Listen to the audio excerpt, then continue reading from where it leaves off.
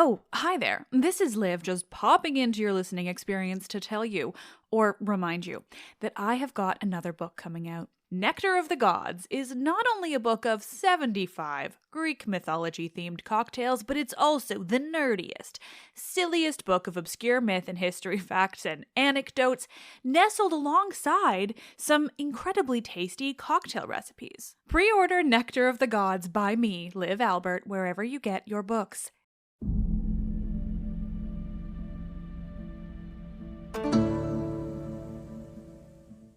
Thanks to Acast for hosting and monetizing the podcast.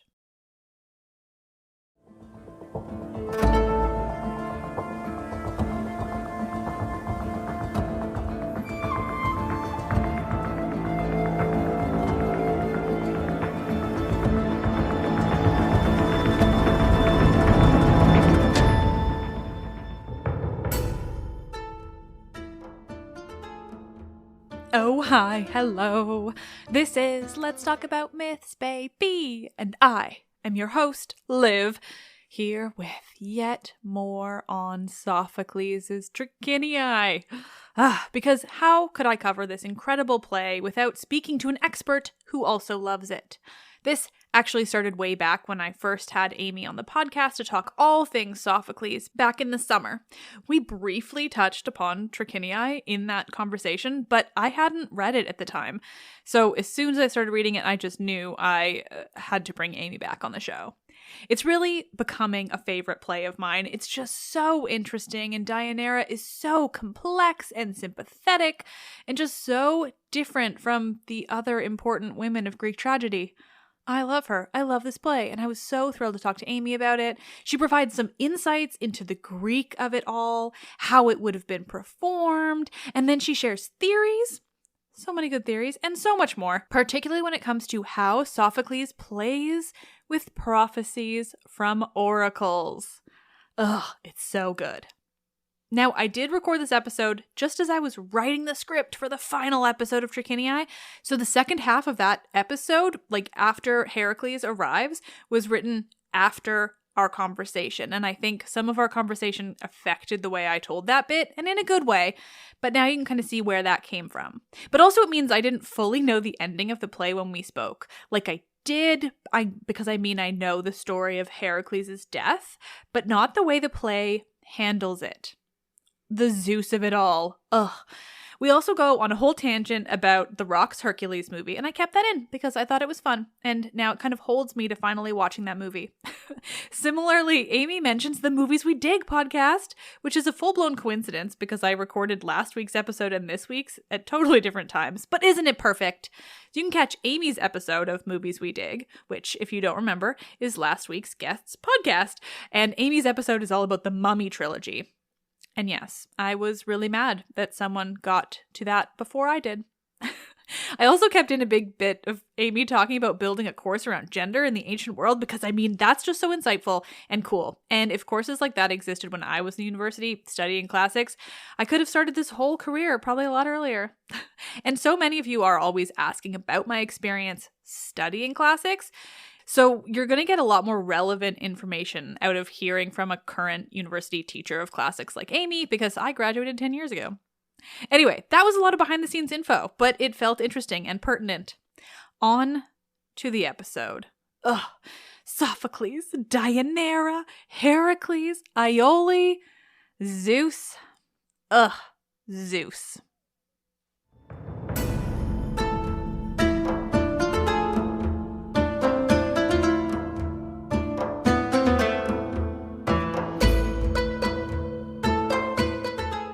Conversations, a most Sophoclean prophecy.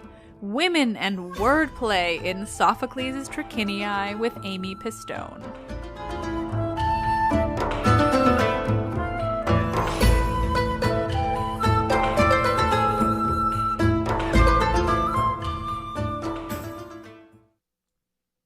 Dive right into the Trachiniae. Yay! This is really fun. I'm looking forward to it. It's so exciting. I finally read, I'll admit, most of it. I'm working on the last episode right now, so I'm like I'm just towards the end, and I was like, I could just speed read all of it. I know what happens. It's fine. So I'm like, but I took a play that I didn't know very well and turned it into like, okay, 3 episodes of me obsessing over it, which is what I do with every new play that I read. But this one Well, was I'm so excited to get to talk about it because like it's one of these plays that for the longest time nobody like it was always like kind of the black sheep of the Sophocles family, and it might be my favorite. I mean, like their Oedipus Rex is, it's like classic Antigone. Like they deserve to be classics, but this is probably just like my personal favorite Mhm. of his plays. So I am so excited to have an excuse to get to geek Yeah. out about it with I somebody. can see why it would be. Like, it's definitely turning into one of my favorite plays for sure. Just because, I mean, and I don't really have like a structure for how we're going to do it. So just kind of, talk about the play generally. A cat just jumped up in my lap. So that he always have to make a sound when he does it too. Oh, Thanks to sweet him. baby. Yeah. So, I mean, I basically just want to like dive right into everything. But Dianera, I think, is the obvious reason why this play is just so good. Like, she's Yeah. just so great. So, can I give you, like, a fact that might make you even more, like, just obsessed with Daenerys in this? Please. So two facts. One is, like, an etymological fact that her name, and different translations, like, sometimes explain this and sometimes don't, but her name more or less, like, etymologizes or translates out to, man killer. Mm. And so there's this kind of idea that we see in a lot of tragedies about how like someone's name, this like nomen omen, like somebody's name like has something to say about the kind of person they're going to be or the kind of person they are. And like you see this with Helen that people like kind of pun or like etymologize her name to being from a verb for to take, like Mm. to seize. And then so sometimes like translators do all kinds of fun stuff to try and translate the pun, which is famously hard to translate puns. But they like of course like hell she was Helen, she was hell to ships, hell to the men, hell to the city, and essentially in the Greek it's like like she's a taker, right? She's the person who sees the gold, and this war took so much from us, and we should have there's kind of this weird way of like we should have seen this coming because it's right in her name, it was right there, Mhm. which so Deianira, like nobody really comments much on it in the play. They're not like, oh, we should have known, but Yeah. the fact that there's this kind of built in like yeah, she's not going to be able to avoid destroying in some way the man in her life, Mhm. her husband. And so that is just a side fun like etymological tidbit. But then the part that I love is so for a lot of plays we can kind of deduce who like which roles the same actor would have played just in Right. terms of exits and things. And for this play, we're like pretty much I don't know if there might be some debate, but we for the most part are pretty convinced that um the actor that plays Deianira is the same actor that plays I Heracles. was just gonna And guess so that when you said it, right, because like, like she's on the stage, like, the whole time until yeah, she's not. which is like it's so great because you get this like right that this too because it's like the story of her and then the story of him and that they're never Yeah. there together and the whole play is about their relationship and that they never talk to each other. They never like look at each other, never on stage together. But it also makes this like really I think this sort of really powerful and I saw a staged production a while back and they had the same actor play both of them and like Mm. being able to see that is just kind of really makes you think about like the relationship between them and like are they versions of the same person in some sense are they does that highlight how different they are but it kind of forces you to think about that when you're like oh that's the same body that's the same person that I just saw as Deianira and like she left and then her husband comes in. Yeah. Oh, that's so interesting. Yeah, the moment you said that, I was like, "Wait, oh, I bet it's gotta be Heracles, that's so cool." Because, yeah, I mean, I've just in the writing of the script, for when this is gonna air or when the my story of it is gonna air, I've just gotten to the part where Dianera dies, and then I was like basically, my brain just kept staring at the screen like, "Okay, I have to write more," but also I've already written, like, 3,000 words of this tragedy today, and maybe I'm gonna take a moment. Well, and this is one of the like okay, so quick side note tangent. And I apologize if this is like stuff you've already talked about and you're just like, oh, I everybody always knows love about it, this. don't But worry. um so one of my constant things I come back to is that Aristotle's Poetics, which like totally shapes how much we read tragedy. And all of the best tragedies like don't fit what he thinks they should be. And this is like a classic two-part tragedy, which he's like, no, plot should be single. Like it should be one plot. Like we don't want these dumb like half this, half that kind of plots. Like that's poor writing. And it's like this is such a good play, and the fact that and you get a lot of these where it's exactly the thing that he's complaining about in plot structure, and like it's such a good play. If you don't think that good plots can be written like this, then I question your ability to know if like what a good play is, because this is such a compelling story. But like this part where any of these plays where there's a clear split in the middle. Hippolytus is one of these where Mm. Phaedra is there at the beginning, and then she dies, and now it's a play about Hippolytus and it's a play about Theseus and things like that. And I mean, same deal with this play, that it's this very, and in a lot of ways I find those two-part structures to be great, because it's sort of a play that's about two different things, and your brain has to be like, how do those things react or interact with one another? Like, what am I supposed to do about the juxtaposition of these two different storylines? So like grief or loss, or but it's always like something happened and then someone is reacting to it, which is kind of fundamentally what I think tragedy is about how we react to terrible things happening. Mhm. So yeah, anyway, I can't miss a chance to complain about Aristotle being bad at reading tragedy. I mean, yeah.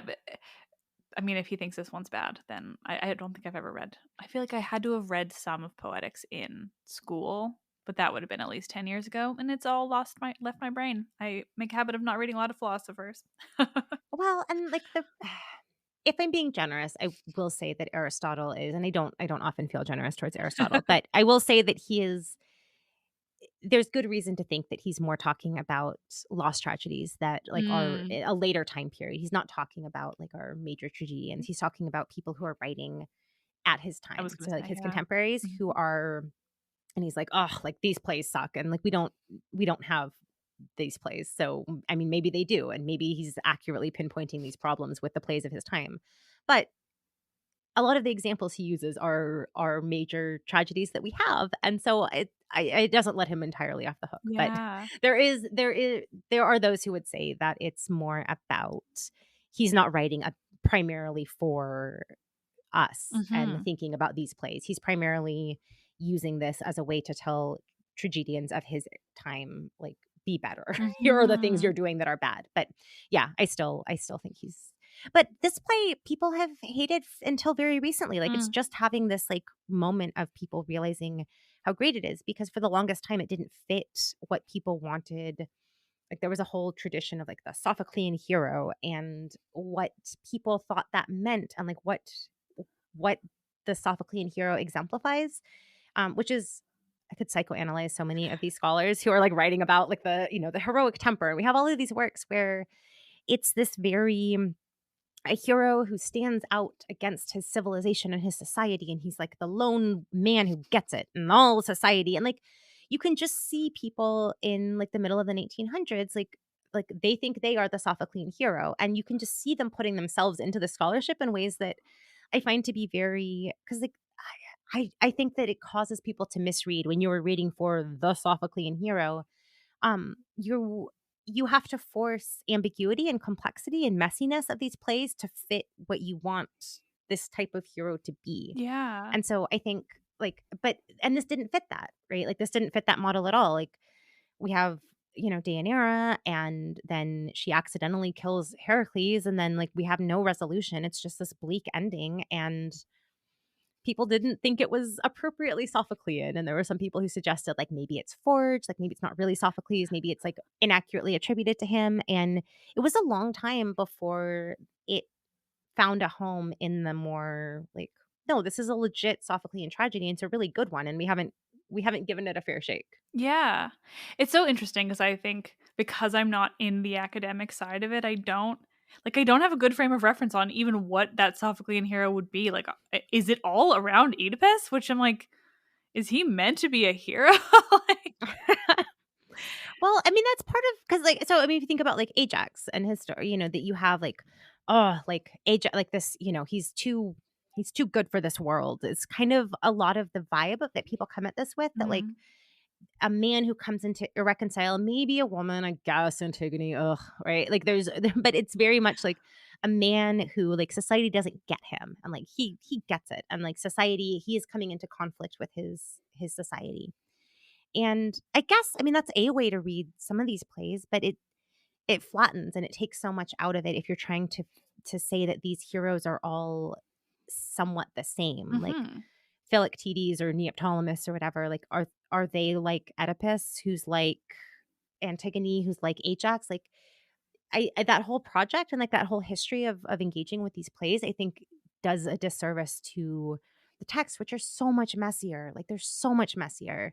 And I think there was a period in scholarship, and it was, we could get into a whole like a certain type of like elite man, white man, largely British, or other like The European fun elites guys. who, yeah, who have never been wrong about anything ever. Mm. And, but you like, they are not necessarily looking, like they don't want to see all of the messiness and the complexity of Mm-hmm. some of these texts. And part of that is, like the rational Greek. Like we don't want to think about the more irrational stuff and the more like there is a thing that we look for in antiquity, and we're reading for that. And I think there has been, thankfully, I mean, over the last 50, 75, 100 years, like we've really done a much better job of seeing the richness of these texts. But yeah, this play, like for so long people were not, they just didn't think it was good, and they're Yeah. so wrong about It's that so because it's so wrong. good. Yeah, and I can see kind of why. I mean, because Dianera is what makes it so good, but she's not a heroine like many of the other more famous Greek tragedies. She is not Clytemnestra, she's not Medea. And that's what makes her so interesting, but also like makes her, I would say, probably unique in a way that would might annoy people who are looking for a more traditional tragedy of like the woman is bad. Like the woman must be bad or she must be Antigone. There is no in between. Right, like you have to be this kind of like masculine type of hero, like you have, that there's, she just doesn't fit into any of those. And then our hero, like our, like our Greek hero guy, like, we, I mean, we don't even gesture at the idea that he becomes a god. Like you get to the end Mm. and, in the back of our mind, there's all this like, yeah, I mean, he becomes a god, but we don't see any of that. He is screaming in pain and agony, and he's in like the register that men never go in tragedy. Like he's in this like Mm. super like, oh my god, this is very bad kind of meter and like register. He's up in the very emotional range, and we get no resolution. Like we get nothing. There's no solace, there's no consolation. It's just like, wow, this. And then at the end, either the chorus or Hylas, his son, like just says like, and this is Zeus, and scene. Like that's and it doesn't explain. Like it's just like, wow, that's, they just kind of throw it in your face that this is Zeus, Heracles' dad. Like, and we keep getting reminded throughout that this is his dad, who is letting all of this happen to him and is looking on, is not doing anything, and we never even get a mention of, oh, and he's definitely like, we're gonna go put him on a pyre and he'll become a god now. Like we don't talk about that. That would Mm. give us something to fall on as like, oh, it's okay then. Nope, he's just screaming and he's on fire. He is burning to death, and I think we're done here. That is a bleak way to end a play.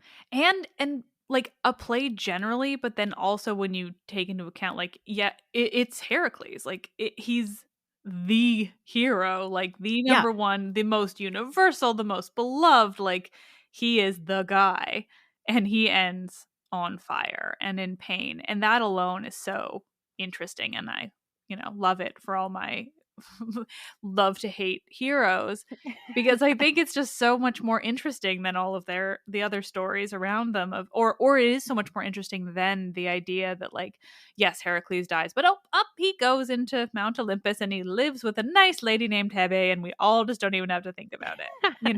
Like meanwhile I found myself, I realized it after I'd already done a couple of episodes like leading up to this play, where I was like, I kept saying that Deianira was his last wife, and I was like, I think I'm just like gonna just forget apparently that like he does go up and marry a goddess and like becomes this whole thing.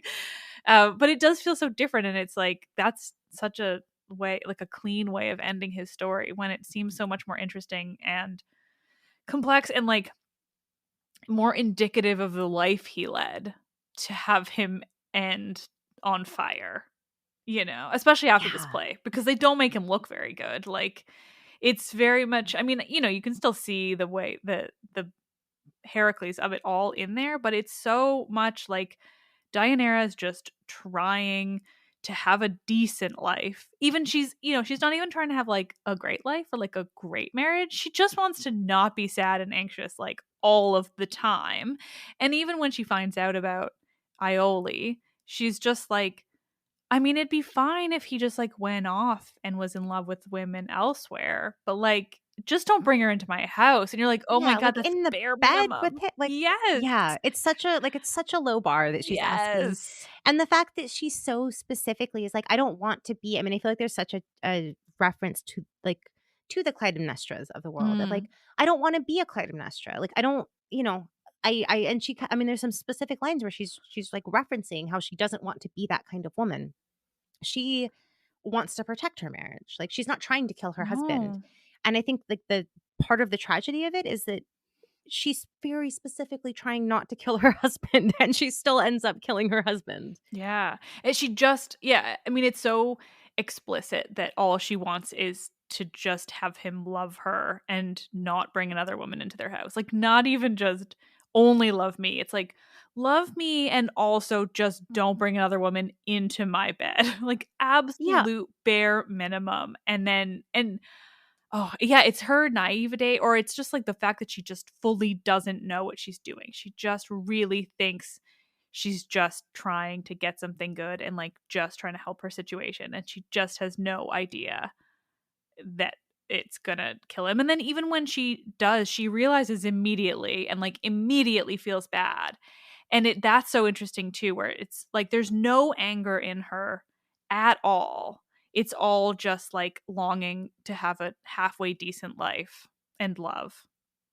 yeah, and, like, I don't know how you can't find that to be such a compelling plot, like, Yes. that's I don't know, I find the plots that I find the most gripping and, like, the most tragic are the ones where, like, everyone's making a decision that you understand every step of the way. Like, there's no point where you're like, "Yeah, you shouldn't have done that." Like, maybe people should have known better about some aspects of, like, do I think the centaur blood is probably a good thing? But I think the play does such a beautiful job of looking at how reasonable it is that she thinks all of the things that she thinks. Like, she doesn't do anything wrong. She wants to protect her house and her marriage and her family, which is fundamentally the thing that women like are allowed to act in in the sphere of like in tragedy. Like the house is their Mhm. place. And so like she's trying to be like to act in the place that she is allowed to act and protect her child and like her marriage, and that backfires on her. Like Mhm. that's so I mean just such like a beautifully crafted but really tragic plot. And she's so sympathetic from the very beginning too, so I think it just immediately introduces that idea of like this is just a woman not only trying to get by, but yeah, do right by her family and her husband and her house. And she does everything right, you know, even the with the centaur blood, the poisoned robe or whatever it ends up being, like she made it. She made it by hand and with love. And okay, it happened to be poison, but like she didn't know that and she just made it. But even the way it opens with like her story, you know, of the river god and everything, but also just like her sadness. Like the play just opens with her sadness in a way that I was not expecting and like really was powerful for me reading it for the first time, which I love and hate to do for the podcast because I feel totally thrown in, but also I think it makes for good episodes and then I get to read the plays. Yeah, and you're reacting like Yeah. authentically in the moment as opposed to yeah, I feel like some plays that I've read and taught and talked about so much, like I my react like I kind of I know how I feel about the play. Mm. And this is the part that I always want to talk about. And I feel like when you're engaging with something for the first time, like you're feeling the like the rawness of the intensity of those emotions. Mhm. And I don't know. I mean, in some ways, like that's if we were thinking about these as things that were originally performed, like you're getting like your first time watching a movie, like you're reacting how an audience would react. Like, you're like, oh no, Deianira, no! Like, that's, the 20th time you read a play, you're like, yeah, this is like, maybe I get some clever wordplay I didn't notice before because, oh, that's foreshadowing. I see. But you're not getting that actual authentic reaction. So I don't know. Mhm. I think it's great you're reading it for Yeah. the first I time mean, here. it's very fun, and it makes my life easier than having to read it and then write an episode reading it again. So I just do it. Uh, but one thing that really surprised me from like just the Greek mythology of it all is the way that Deianira is so sympathetic to Iole, like before and after she knows the truth of why she's there. Like she's just kind to her, and she's just like, you look really sad. You look particularly sad. Who are you? Why are you so sad? And then even when she finds out, it's just like, you're really sad. Like that was just surprising to me just from Greek mythology as a whole, but also I don't know. I suppose I'm just so used to going to Euripides for nice women who don't hate everyone.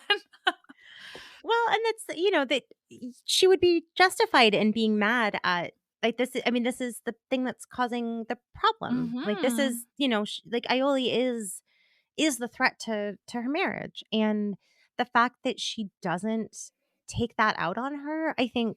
And I mean, this is a somewhat anachronistic way to think about this, but I very much see, like, the impulse to, like, get mad at the other woman, or, as opposed to, I mean, if you're mad at anyone, you're mad at Heracles. Like, and you're not Yeah. even mad at Heracles, even though you deserve to be mad at him, but that Iole didn't choose this. Like, she had no say in any of this. Like, Mhm. Heracles fell in love or lust or, whatever, but, like, and he did all of this and took her. I mean, this is not, and I think there's something so, I don't know, like, aspirational or relatable in an aspirational way that she isn't mad at Iole. Mhm. And that this is, if anything, this is Heracles' fault. Yeah. That we're not meant to be like, oh, Iole, this homewrecker, which is fundamentally not fair. And I think in some ways, like, Cassandra and Clytemnestra, we think about, like Cassandra is perceived as a threat. Like, Clytemnestra's not happy that this woman is coming home, even though she's enslaved. She has no choice about it. Mhm. But in a lot of ways, I think Clytemnestra still thinks of her as a threat. And Deianira, in so many different ways, is really explicit about, like, she doesn't want to be Clytemnestra. And and not that there's, I mean, I love Clytemnestra, but that I think the fact that Deianira is so intentional about, like, that's not what I'm doing. I am Mhm. not trying to axe my husband when he gets home. I am trying to do something different. I want to save this marriage. I don't want to destroy him. Yeah. I feel like I'm mostly just impressed with Sophocles for actually conveying that so incredibly well, because I find it to be very believable that she fortunately does look and say, like, no, this was not Iole's decision. She does not want to be here. But it's more rare that anyone would actually convey it in, in an ancient Greek work. I'm like, oh, Yeah. well done.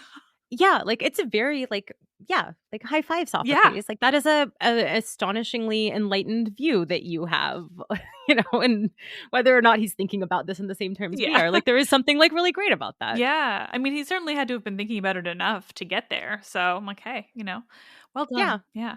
Good on him. Yeah. I don't hate her well, not even except, but I don't hate her really at any moment. There's a couple lines Yeah. where you're like, ooh, they're really like tossing around.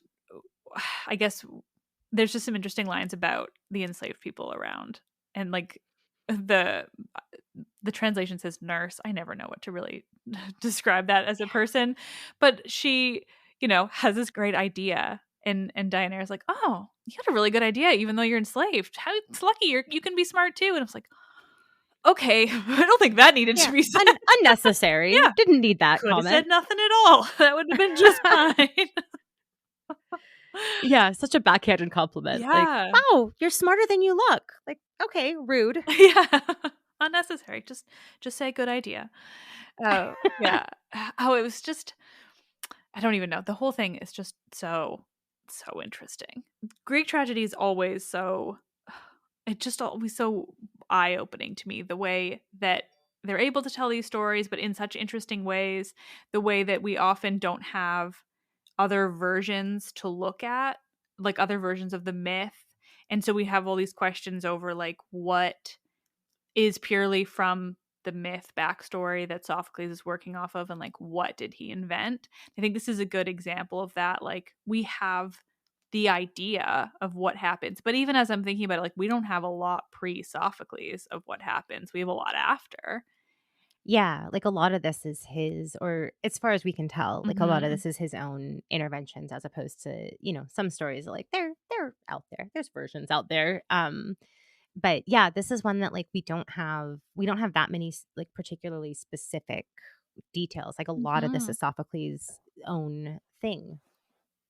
Yeah, which is always one of the things I think about too as soon as I start a tragedy of like, what does the audience already know going in? And then how does that affect the play? And so I'm kind of curious in this case, like, how much of Deianira like causing the death, but then also Heracles' death generally. Like I'm curious how much of that did exist before, like, or how much did end up surprising the audience. And I imagine there isn't a good answer for that, but it's interesting to Yeah, I think mean, I about. think for a lot of it, and to be fair, I often tend to be on the side of, like, we shouldn't assume people, even though, like, Mm, some of the versions that we have out there about this and that, I tend to a lot of times be on the side of, like, well, you don't know. I mean, there's versions out there and we don't know what we've lost and we don't know what the most common version was. So I tend to be a little bit more agnostic about some of those things. mhm. But I do think people are assuming this story ends with apotheosis. Right. And so I think that is one of the places where the fact that that's so specifically not included, like, it has to be an intentional choice, because I Mhm. think this story naturally ends with apotheosis, and that's not what we get here. Yeah, I mean, I thought it did. I thought it ended with apotheosis because, of course, it's Heracles. Like he ends up a god. We Yeah, all know that's what that. happens. Yeah, it reminds me of the end of Iphigenia at Aulis, which to me does feel so like tacked on because we get this like weird Deus Ex Machina that's like, oh, look, she's fine and it's all good, and it's like it I'm sort of I prefer when plays don't have that, which is why I love things like Medea and Bacchae and now this, because it's so much more enjoyable, and maybe it's just my personality or what, but like I much prefer to just have this straight up horrific tragedy to end on. And this one Yeah, you too. sit with it. Like, you have Yeah. to sit with it. And it's ugly and it hurts and it's like, and that is a part of, like, and you did it with everybody else. Like, you did this with all your friends and you went through this thing that was, like, really sad, and then you're just going to kind of sit there and be like, "Oh, okay. That just happened." And, then, I mean, you talk about it or you work through it or you whatever, but, like, I really like when plays end, like, Oedipus at Colonus is like, it's fine, but it's sort of it's a kind of a happily ever after. Like, he probably becomes a god or whatever. Like, we don't know for sure, but, like, it's this very resolution to a story, as opposed to, like, no, it is bad. Like, I just found out horrible things about who I am and I blinded myself and my wife slash mom is dead. And oh God, what are we going to do now? And, like, and I'm not giving you anything that makes it better. We just, and scene. Yeah. Yeah, that one's so much more preferable to me. And like, yeah, this one too, it's like it's not only tragedy, it's not only sad, it's also horrifying in a way that not a ton of Greek tragedies have. Like they all have the sad, they do that pretty well. Obviously some better than others, but like the description of Heracles from the moment he puts on the clothing is like hardcore. It Yeah. is so much to take in, and I haven't even gotten to like him being on stage yet in my reading of it, and I'm still like, holy shit. So I just can't even imagine, the more of it, what is the rest to come. But also like watching that and hearing about not just anybody experiencing that kind of pain, and like it's also just gross, like it's gory, it's nasty, it's horrifying. And not like to think of anyone experiencing that, but then also Heracles, like this guy that does everything that you think of as the man who can do everything, who's traveled the whole of the Greek world, like just the most universal of heroes, and it's like this is his end. fully by accident. Like, so unintentional and horrifying. Well, and that's such a like I kind of love when heroes get like spectacularly unheroic deaths. Like Jason, like doesn't Medea doesn't kill him. Like at least that would be I feel like in some way that's a better ending for him than Mhm. she took everything from you and now you're just a dude who like you don't have Medea, so what I mean, you can't accomplish that much.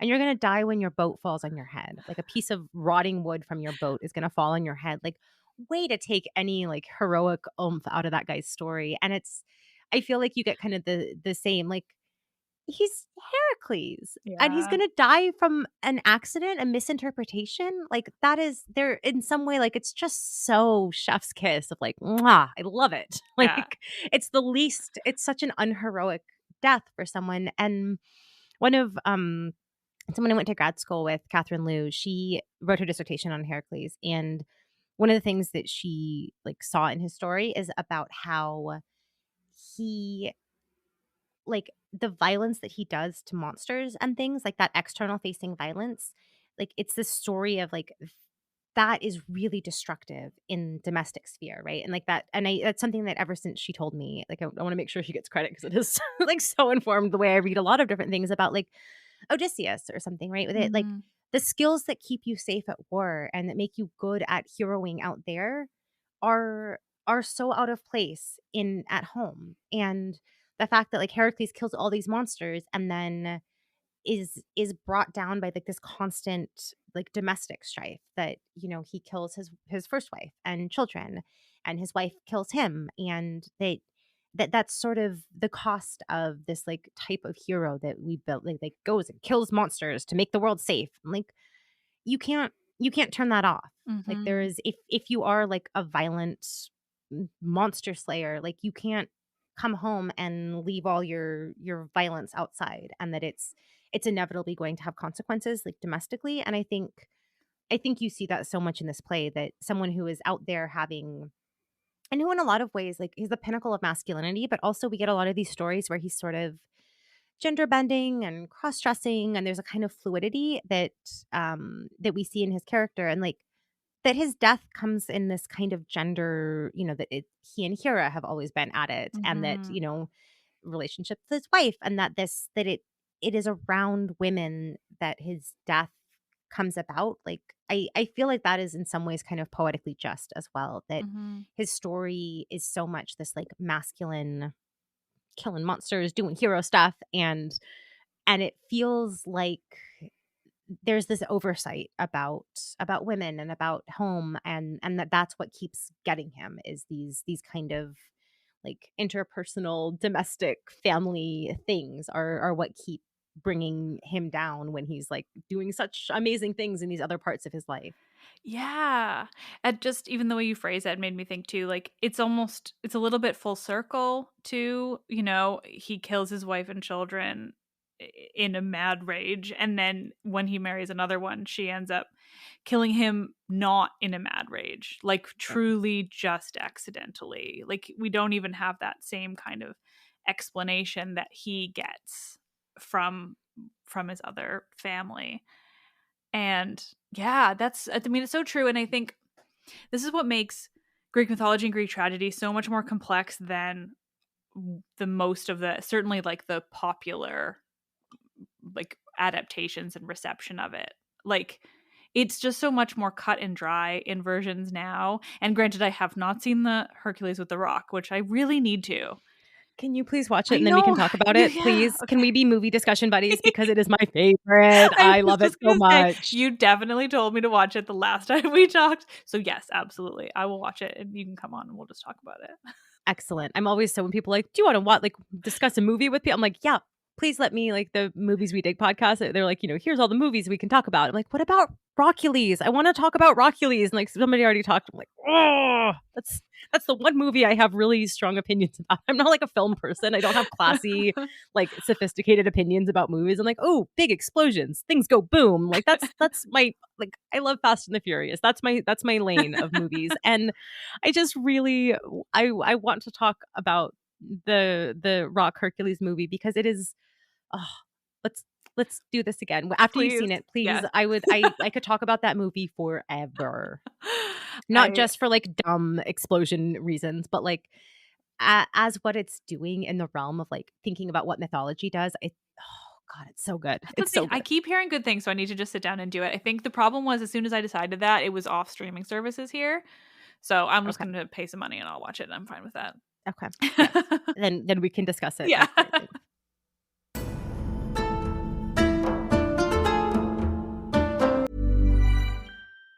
It's so nice out there, from sunny Mexican markets to sleepy Greek waves. And when you go as an Expedia member, you save more on the things that matter. Expedia, made to travel. Terms apply. See site for details. You all know I'm a huge fan of Care Of. Care Of is a subscription service that ships high-quality, personalized vitamins, supplements, and powders conveniently to your door every month. You take this short, in-depth quiz about your health goals and lifestyle, and then you get personally tailored recommendations based on those answers. You can stick with what Care Of recommends, or you can change it up anytime. And their personalized packs are also made from plant-based, compostable film. That's huge for me. I've been using Care Of for ages now. For years, I absolutely love them. I actually remembered I had to read this because I went to get my Care Of off the counter and was like, oh, I have a thing to do. Truly, absolutely love them. I have their vitamins, supplements. I am trying out a couple new things right now that are going to arrive soon. Truly love it. So for 50% off your first Care Of order, go to takecareof.com and enter code MythsBaby50. That's 50% off your first Care Of order. Go to takecareof.com and enter code MythsBaby50.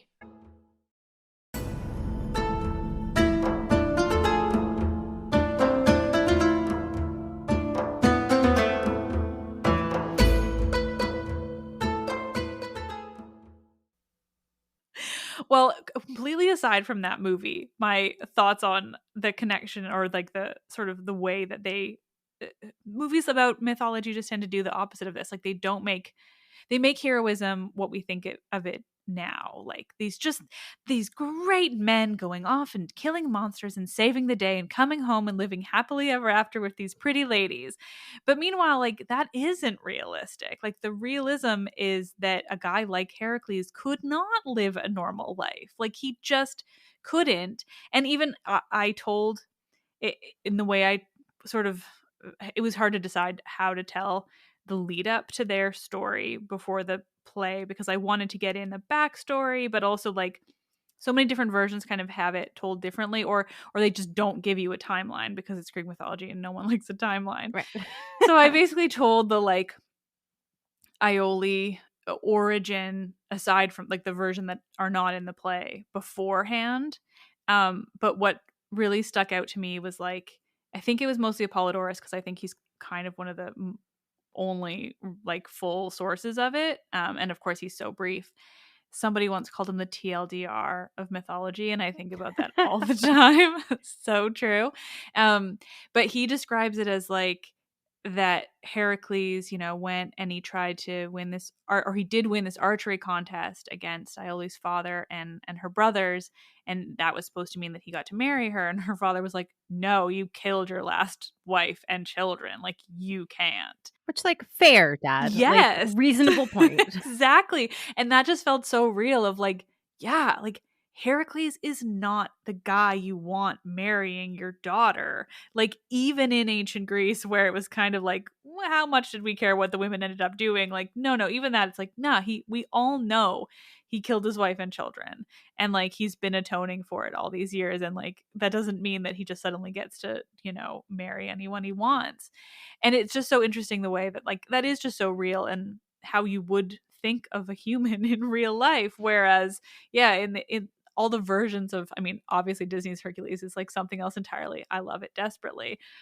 It does not show much of like the sort of the real darkness involved as a Yeah, cartoon with Danny it's doing DeVito. something different. It's not trying Exactly. to do the Greek thing. Yeah. Yeah. But then like, say Clash of the Titans, which is also not good, but like it is a better example of like what we think of what heroes do. But even still, people get a happy ending. But it's like, honestly, yeah, I mean, the PTSD alone, like you deal with stuff like that, you're kind of you're a changed human, and this is such a great example of yeah, Heracles not being able to do regular person things, and then dying from it, which is all where I started talking about this. But it's just so interesting. Like, it's just so real. I love Greek tragedy so much. I think about this every time I get into it, and then it's like I forget for another few months when I'm out, and then I'm like, man, it's all just so good, and like it's just so great. Yeah, it was so hard. I was assigning some plays to my students this semester and like trying to like pick just a few. I And can't I'm like, but imagine. how can I not do this one? Because then like this class is supposed to talk about so many things that aren't just Greek tragedies. But I'm like, but if we look at this, then we got to look at this play because they pair so well together. Then we also got to look at this story over here. And it's so hard. It's so hard to Yeah. just pick just two plays that we're gonna read. I can't imagine having to pick and decide which ones that people learn, because there are just so many, and there's so many. They're fascinating for so many different reasons. What did you pick? Well, yeah. So, this is a sex and gender in the ancient world class, and so we looked I would at take that. Medea and Agamemnon. But it's killing me that we didn't, because there's so much. I'm trying to do sexuality and also thinking about gender, and we're going to be looking at Lysistrata and is this a feminist rallying cry thing, or is that not really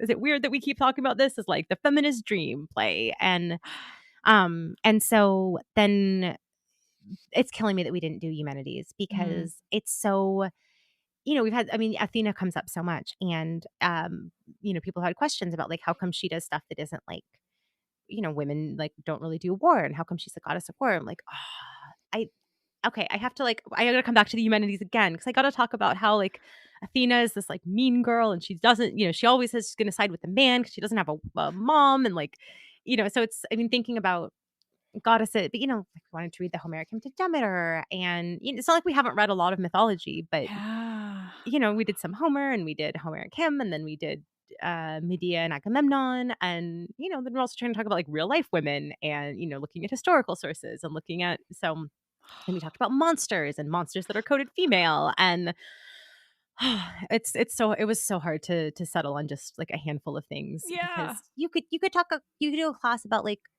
sex and gender that's entirely just looking at tragedies, as long as you don't care about the parts of life that are not represented accurately in tragedies, which is a lot of it. But yeah, it was really hard. Yeah, But I bet. can I don't mean to Yep. I don't mean to totally derail this, but can I go on a tiny little rabbit hole of a thing that I think is so cool about this play? There's a Please. chapter I wrote a whole chapter in my dissertation. This was my road into this play.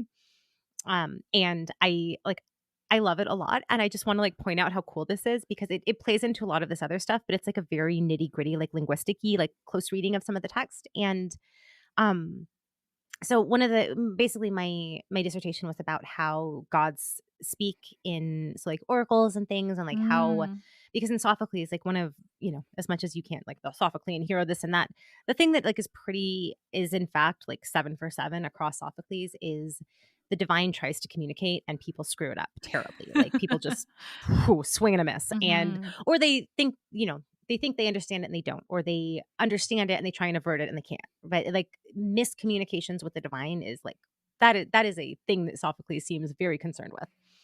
And so one of this was the first play I started working on, because I tried to write about Euripides, and my advisor was the questions you want to ask are not Euripides questions. I think they're actually Sophocles questions. So she's look at some of these.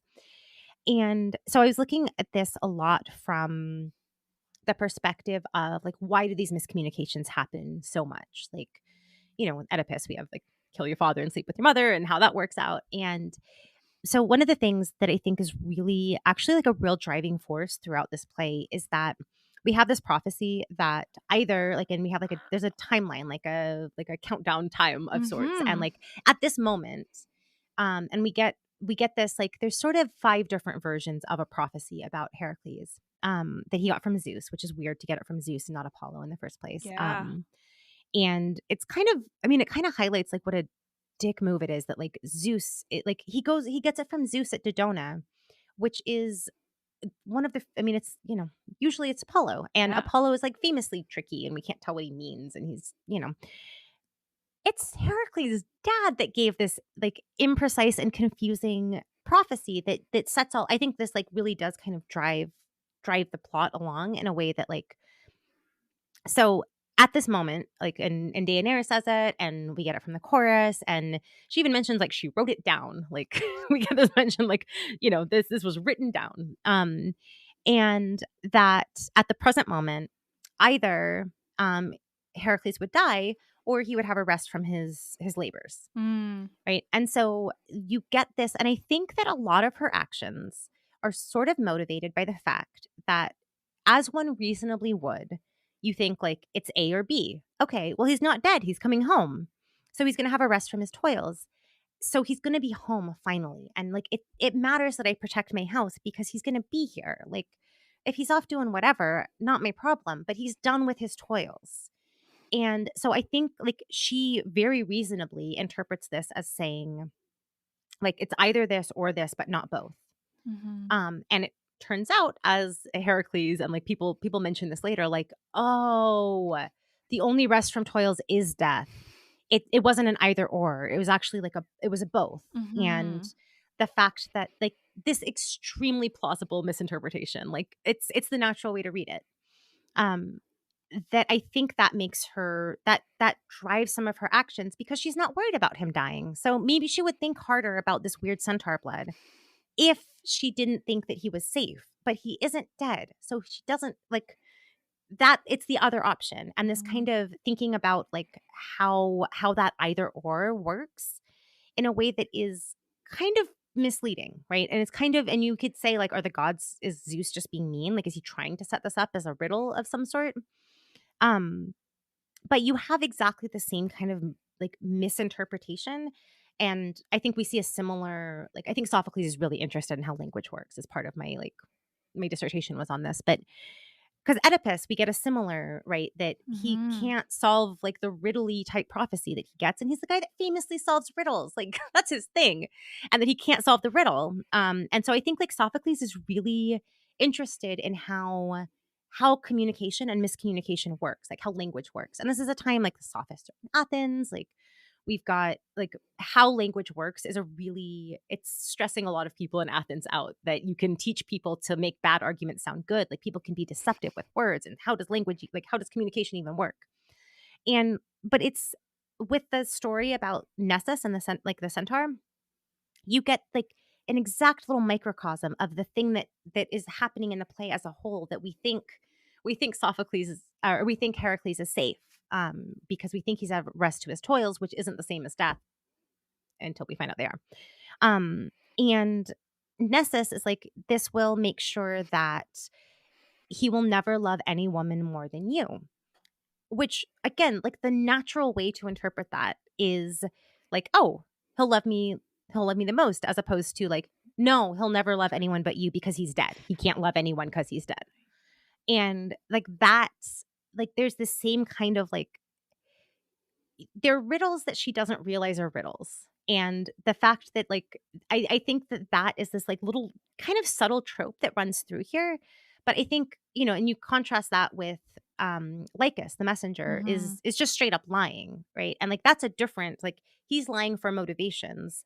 There's language that we misunderstand for very reasonable. Like no one thinks Deianira screwed up. Like it makes sense that you would, you would think that this means that, because that's the most obvious interpretation.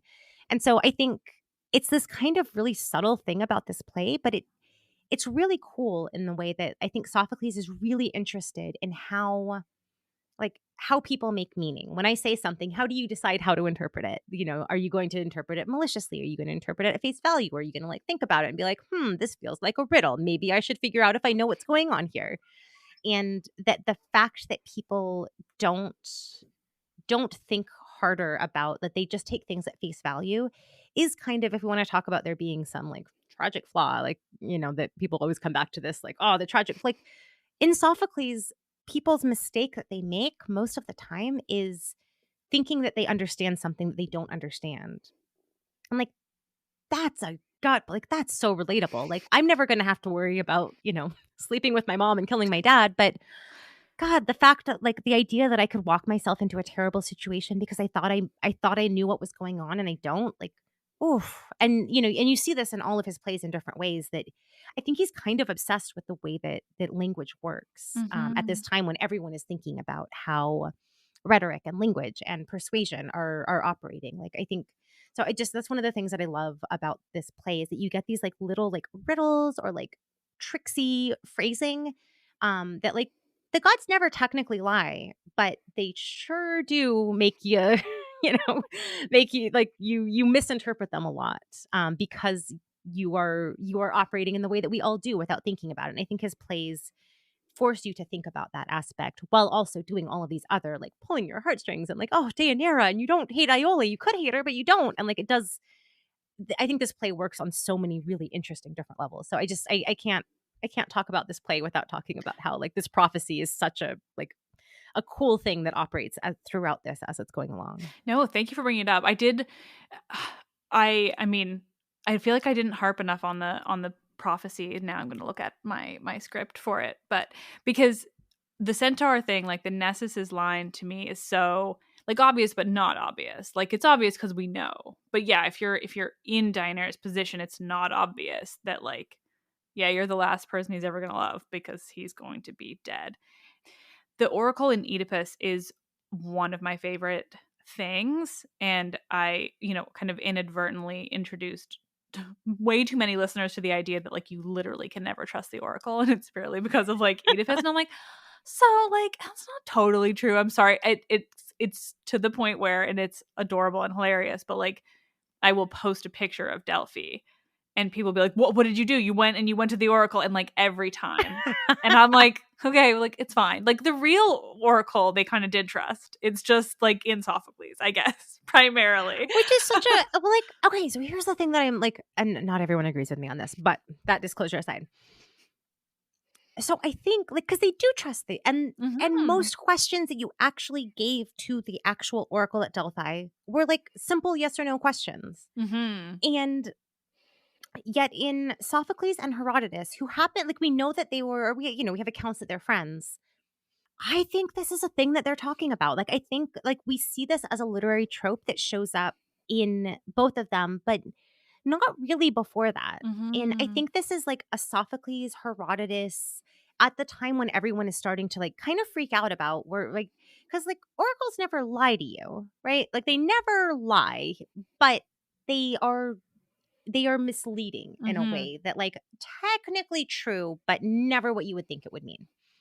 And I think that is such a like a thing of that moment when like both these guys are hanging out in Athens and allegedly they're like hanging out with each other. Like I realize like this, I can't ever prove any of this, but I'd like to think that they're like hanging out, drinking wine, being like, dude, have you ever noticed like how words are so weird? And like having this, because you see it all the time, like, and like Herodotus has these, if you attack, a great empire will fall. And then comes back and he was like, but you said I would win. He's like, did I say you would win? I said an empire would fall. Did your empire not fall? And it's like, darn it, you got me, Delphi. Like, and so I feel, yeah, that like, but again, like people react in the way that you absolutely would. Like someone tells you you're going to kill your dad and sleep with your mom, you get as far away from who you think are your mom and dad as possible. Like, yeah, you didn't have all the information. Who you think mom is wrong.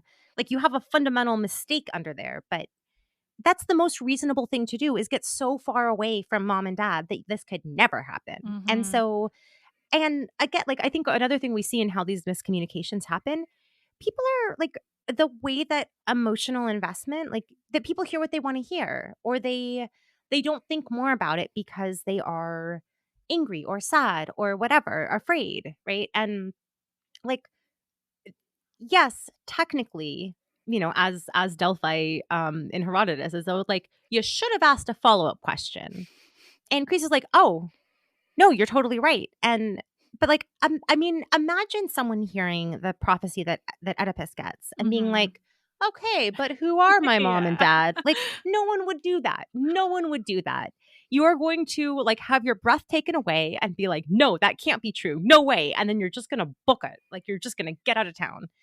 And so I feel like it's this, like, we get the ways that like on a language, like on a word level, you can misunderstand things, but also how the way that you feel about things fundamentally shapes the way that you receive things, right? Like someone tells you something and you're mad at them, so you're not going to believe them. Or, like when Tiresias tries to tell people things, and like Oedipus is mad at Tiresias because he thinks that Tiresias is plotting. So of course he's going to be like, you know what, screw you, buddy. Like, absolutely, no, you're wrong and you're plotting and I hate you and I don't have to listen to anything you say. And like outside the play, we're all like, Tiresias is always right. But someone in that situation where, you're doing all this stuff and you think people are like, you are in a very plausible state to not hear what someone is saying, even if they're trying to tell you the truth. And so I think, if you want to talk about there being like a Sophoclean thing, it's not some weird idea of what the hero is. It's that people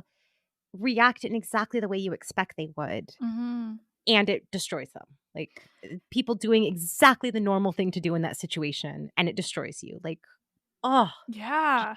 And it's so much more tragic that way, right? Like that's so much more of a human tragedy of just behaving in a human way. But also, I think in the case of Oedipus and this one, like it's that they definitely react in the most common way, the most natural human reaction to these kinds of oracles. But then on top of that too, like in order for either of them, either of the prophecies to be taken like accurately, to have avoided this, the person listening would have had to just go to the worst case scenario immediately. Like that would be the only way. Like sure, Deianira could have understood this oracle from Dodona. Like she could have understood it accurately, but she would have had to have been like a nihilist. Like she would have had to just been like, my life is shit, so this must be shit. This must be the absolute shittiest and the possible gods are answer. being dicks, like for no reason. And like, yeah, in a way that if that's not the answer, you look like an absolute like paranoid, like you look like you're a conspiracy theorist about like, no, but maybe the word that said this, it wasn't really that. And like you look like you're connecting like red yarn. Yes, yeah, it's that meme exactly. It's like, yeah, but then like that's, I mean, you only sound paranoid if you're wrong. Yeah. And yeah, so I feel like that there's like such this cool like like just under the surface about like all of this kind of stuff. And then at the end, like the person who gives this prophecy and the play, like lest we forget, the last lines are, there is nothing here that isn't Zeus. And like we cannot forget, like Zeus set this in. Like why? Like are the gods just monsters? Like I mean maybe like it, but what are we what are we supposed to make of that at the end of all of, he's on fire and everything is terrible, like the worst possible outcome of everything has happened here. Hylas is supposed to marry Iole. That's a super weird, like, son, could you marry my would have been like slave/wife? Like, and also I'm gonna go die or not, who knows really, but probably gonna go die now. And then Hylas, like I like to read the manuscripts aren't sure if like it's the chorus or Hylas at the end who's saying the last lines, but somebody ends with, "Yep, that's all Zeus." Like it like forces you to just stare at like the bleak nihilism of this. Like what kind of Zeus would do this to his son? Like not even just to a random hero, to his son. Yeah. And his like most famous son, like his the most beloved heroic hero. Yeah. Like, oh. Yeah. That just reminds me too, because the first lines of the play really struck me also, which are just like Deianira saying that, they say you can never tell if your life has been good or bad until it ends in death. And like that is also just so indicative of like the whole of the play, but also just the very end, like it's kind of another full circle moment of that. Just to stray a tiny bit, that you just reminded me of a question I had, which I realized I can ask you. The name of Hylos versus the name of Heracles' boyfriend Hylas. What is the connection there in terms of like the Greek? Is it that is so there's I think the vowels are the same. Let me double check with the spelling, because in English they have an A versus an O, but I don't know about the Greek. I didn't look. Yeah. So let me just So I'm gonna double check what the Greek for both of these is. Okay, so they are so there's slightly different. So it's like upsilon, lambda, lambda, omicron, sigma. So it's where we get for Heracles' son Mm-hmm. is usually spelled. So there's like two L's in it. Yeah. As opposed to upsilon, lambda, alpha, sigma. Right. So Yeah. they are different, but I mean, by most of our reconstructions of what like they're not so different. Yeah. And so yeah, I think the like I think people must have I don't know offhand of any stories that say that like Heracles named his son Mm-hmm. after Hylas. It just feels so likely. Feels so possible, you know? Yeah, I mean it seems like and especially given how much going back to like Helen's name being and like people punning on like Deianira and this Mm-hmm. and that like Greeks in ways that constantly amaze me.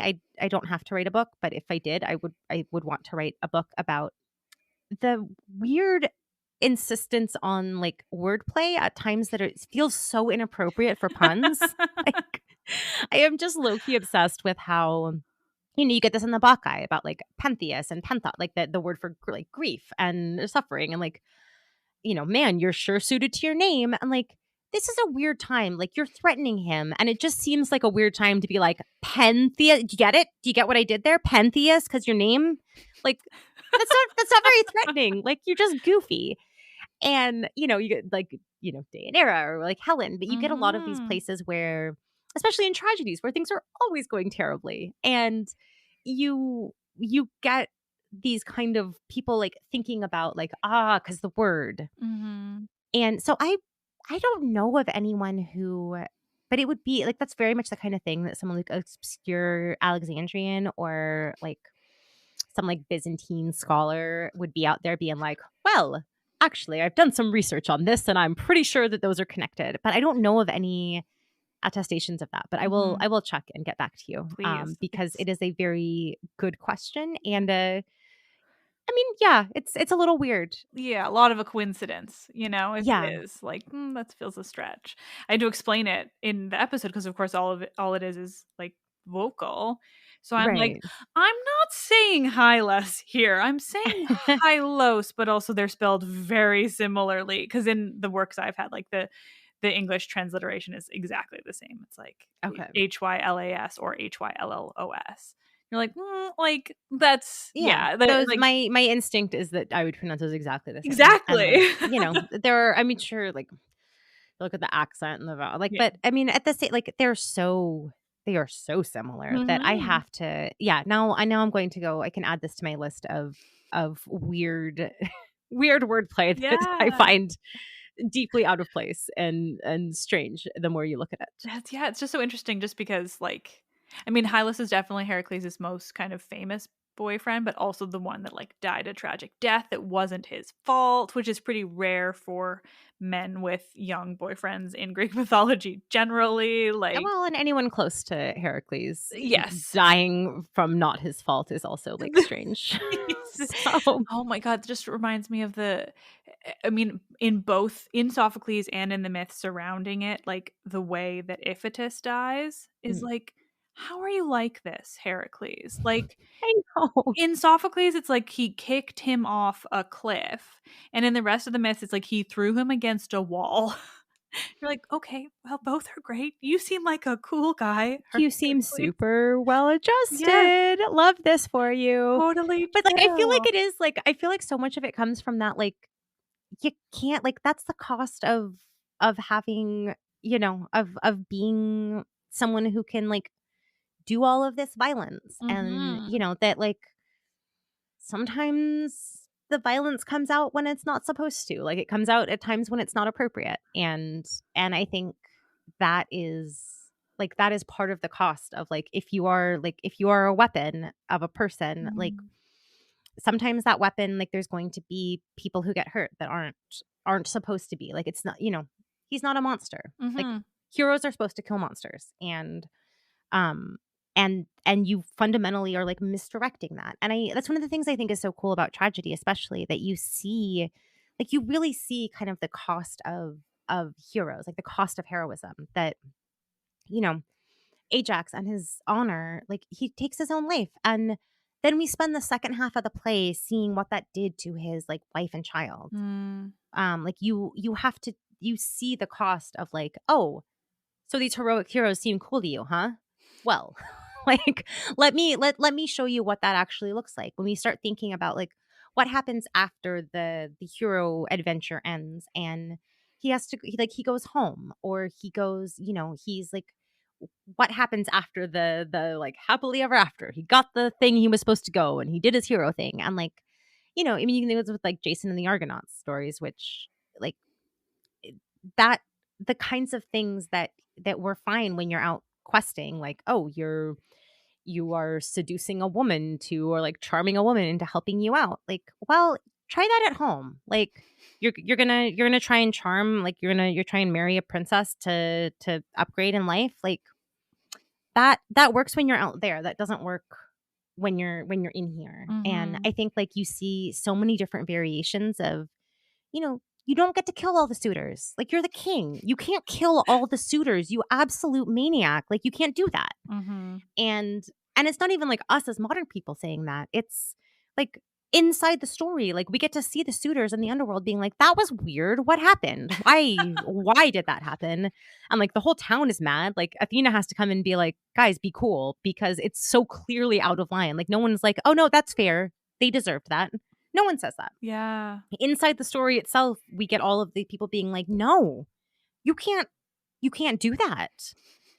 And so, yeah, I think like tragedy especially does such a good job of like taking the stories that we sometimes, and if we look at closely at Homer, I mean, I think he problematizes a lot of this stuff as well, but these stories that we might uncritically think are like so cool and like, oh, what a hero. And then when we think about the implications of that and what the cost to family and self and whatever, like what all the costs of heroism is, like maybe society needs Heracles. Like those monsters were eating people. Like maybe we do need a Heracles, but there is a real cost to it. Like we should at least think about the trade-off there. Like we should think about the trade-off of like the trauma of young men going to war. Like we should think about the cost of, I don't know, any of these number of different things that like when you pit a person against society, like their family, their obligations to family and society, like it doesn't end well. Like there is a cost to any of these decisions that we make. And like we need to look at like with our open eyes, like we need to look dead at like all of the costs that are associated with these things that we think are important. And I think tragedy, again, like not just tragedy, and I hate to be like a tragedy exceptionalist, but tragedy, and a lot of what I love about tragedy is that it shows you what the maybe unintended consequences or the costs of these things are. And I think, and then it just leaves you to sit with it. Like it just ends like, yep, that sucks, doesn't it? Well, you and all of your fellow citizens, I guess, walk out of here and go talk about what you think we should do about this, because the play's not going to give you any answers. The play's just going to tell you that like, man, this is a shitty situation, isn't it? I think that is what makes tragedy so unique, because it can do that so much, like with so much more detail and first person of it all, compared to Homer or the myths or whatever, right? Like it does have like a unique viewpoint into all of this, because you get it from the person's voice, or you get to just see it happening or hear about it happening. More like, rarely do we get the violence anywhere on stage, but you hear about it from these voices. And so, and I mean, I can see what you mean though about it being, it is different from the way that they might make a similar points in other works, but tragedy does it in this like much more sort of powerful and visceral way, but just because of the format and because of the way they can like add so much more detail to the story too, because of it's just dialogue, or people get their own monologues and you get to hear from the chorus and all these different reasons. Well, and I think the fact that you also like the fact that the action is off stage, that you are experiencing it the same way the characters are experiencing. Like horrible thing that happened, like a messenger is coming in and telling you about it. And like you as the audience are experiencing that tragedy the same way that their main characters are.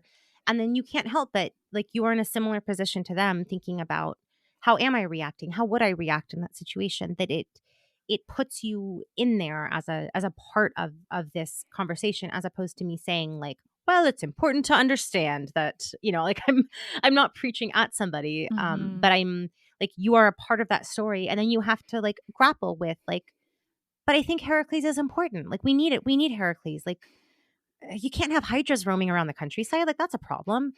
But also, like, this is really bad. And how do we, like, I don't know what the answer is. And I think part of like that you grapple with that more or less in silence, like you're watching a play.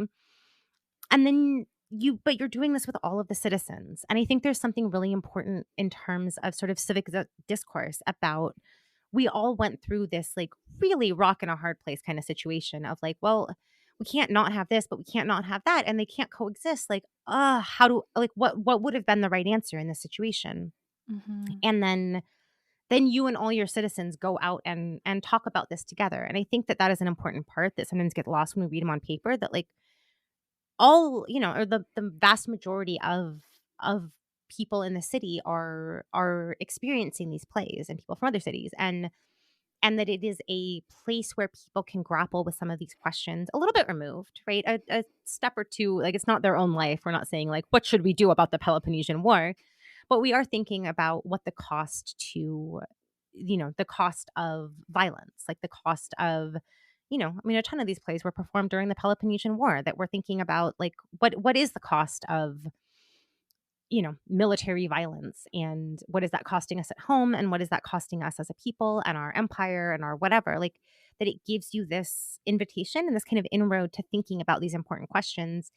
And you're coming from a place of like, how did I viscerally react to seeing this situation that is kind of like important questions that I'm thinking about as a citizen. So I think there's something like really fundamentally important about that.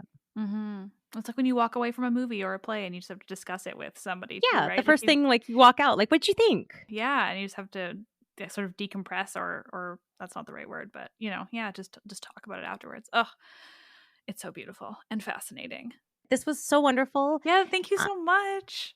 And we will chat more in the future. I have like so many more things we could chat about, but thank you so much.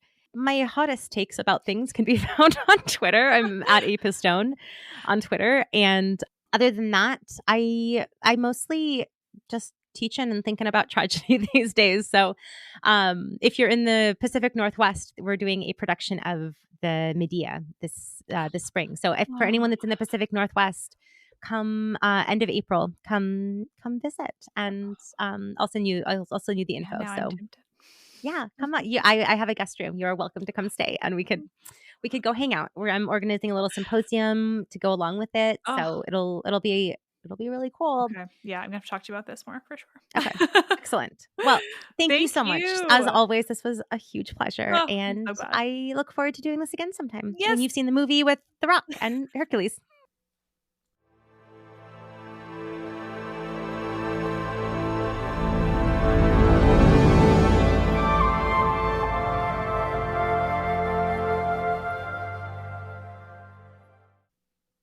Thank you so much for listening. Thank you to Amy for coming on the podcast. It was so much fun to chat, as you can tell in the episode you just listened to. I just want any excuse to talk about Greek tragedy and to hear from people who have studied it so much more than I have, and who know the ancient Greek. Just so cool. So huge thanks. You can follow Amy on Twitter, like she said, and I've put her handle in the episode's description. And especially if you're interested in studying classics in university or college, as you Americans say, I'd recommend following Amy, and a lot of my guests really, but Amy is really active in student outreach and just generally classics outreach, and so many of my guests are, in the absolute best of ways, the most welcoming and inclusive of ways. So if you are a Twitter person, it's really nice to interact in those spaces, and you really get a sense of like how classics can be. And if you love tragedy as much as I do and are in university or high school in Canada or the US right now, stay tuned, because Amy and I recorded a little announcement of something that is just super duper cool, something that you can partake in that's coming soon. Let's Talk About Myths, Baby is written and produced by me, Liv Albert. Michaela Smith is the Hermes to my Olympians and also handles so many podcast-related things, from running the YouTube to creating promotional images and videos to editing and research. The podcast is hosted and monetized by Acast. Thank you all as always. I fucking love my job. I am Liv, and oh my gods, I love Greek tragedy so much.